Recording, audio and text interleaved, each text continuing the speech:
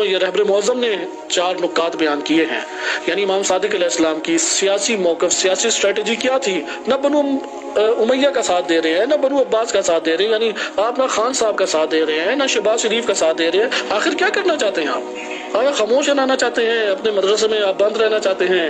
حجرے میں بند رہے؟ اس طرح طرح کی تہمتیں، یہ سب تہمتیں امام صادق علیہ السلام پر بھی لگیں اور اسی طرح کی جذباتی افراد نے لگائی ہیں. ایسا کوئی تعجب کی بات نہیں ہے. یہ تہمتیں نہ لگتی تو تعجب تھا، کیونکہ امام صادق علیہ السلام کی روش، اسٹریٹجی آشکار تھی.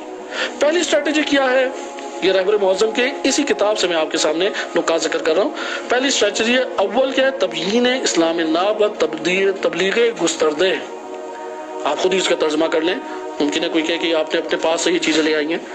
پہلی اسٹریٹجی کیا ہے؟ یہ اسٹریٹجی کا حصہ ہے کہ اسلام ناب کو بیان کرو. بیان، یہ حجرے میں بند ہونا نہیں ہے، یہ میدان میں حاضر ہونا ہے. یہ میدان کی 4 دیواری میں، مدرسے کی 4 دیواری میں پہرے دار بٹھا کر بولنا نہیں ہے اور بند ہونا نہیں ہے. یہ امام صادق علیہ السلام کی اسٹریٹجی پہ عمل کرنا ہے کہ آپ اپنے لیے اسلام ناب، حقیقی اسلام کا تعارف پیش کریں، تبیین کریں اسے. نمبر 2، تبلیغ کو بڑھا دیں. تبلیغ کو، نہ کہ اپنی حمایت حکمرانوں کے اعتبار سے بڑھا دیں. پورے کے پورے لوگوں کو جم کر کے آزادی مارچ اور فلاں نیازی اور فلاں خان صاحب اور ان کے دروں کے اوپر اور ان کے دروازوں کے اوپر حاضر کر دیں. یہ امام صادق علیہ السلام کی اسٹریٹجی نہیں ہے، یہ علی بن یقطین کی اسٹریٹجی نہیں ہے. اسٹریٹجی کیا ہے امام صادق علیہ السلام کی؟ امام فرماتے ہیں کہ اسلام ناب کو بیان کرو، تبلیغ کا دائرہ وسیع کر دو. لہٰذا امام صادق علیہ السلام نے تبلیغ کا دائرہ وسیع کر دیا.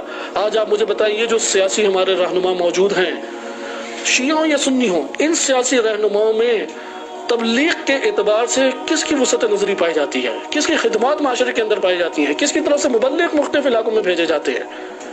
لیکن جو امام صادق علیہ السلام کی سیرت کے اوپر چلنے والا ہے، جو نظام امامت اور موقف امامت اور سیاست امامت کو سمجھنے والا ہے، وہ اپنے طلاب کو پورے کے پورے ان جگہوں پر بھیجے گا جہاں جہاں اس کی قدرت موجود ہے، مبلغ بنا کے بھیجے گا.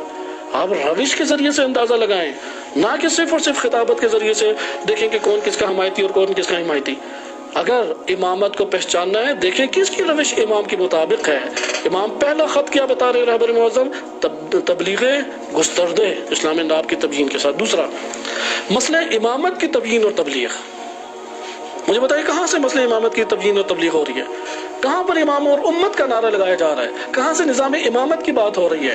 کہاں سے سیاست امامت کی بات ہو رہی ہے؟ کہاں امامت کو راہ نجات اور راہ حل بیان کیا جانا چاہیے، کیا جا رہا ہے؟ سمجھ لے کہ یہ امام صادق علیہ السلام کی راہ پر ہے، یہ مدرسہ امامت سے وابستہ ہے، یہ سیرت اہل بیت علیہ السلام سے شخصیت وابستہ ہے. جو فرد بھی ان عناوین سے دور ہے یا اس کی زندگی میں یہ کارنامے خدمات کے طور پر موجود نہیں ہے، اسے سیاسی عنوان سے ترک کرنا لازم ہے ہمارے لیے. کیونکہ خط دوم یہ ہے کہ مسئلہ امامت کی تبیین کی جائے.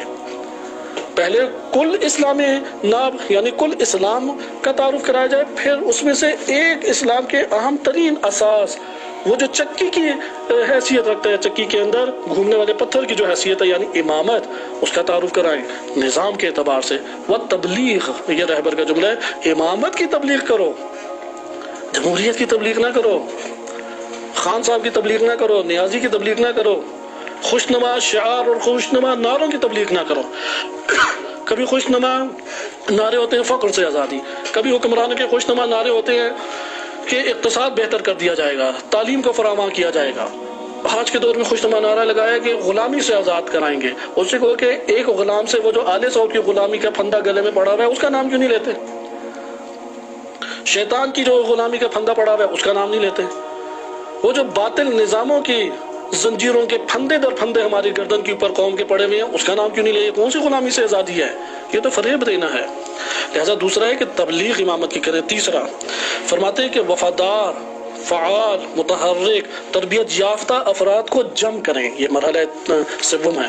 مجھے بتائیں کہ کون سے ہمارے سیاسی مذہبی لیڈر ہیں کہ یہ والی انہوں نے تجویز یا یہ والا پلان پیش کیا ہو؟ کہاں فعال، وفادار؟ اور کس کے وفادار؟ جمہوریت کے، خان صاحب کے، یا نظام امامت کے، امام معصوم کے؟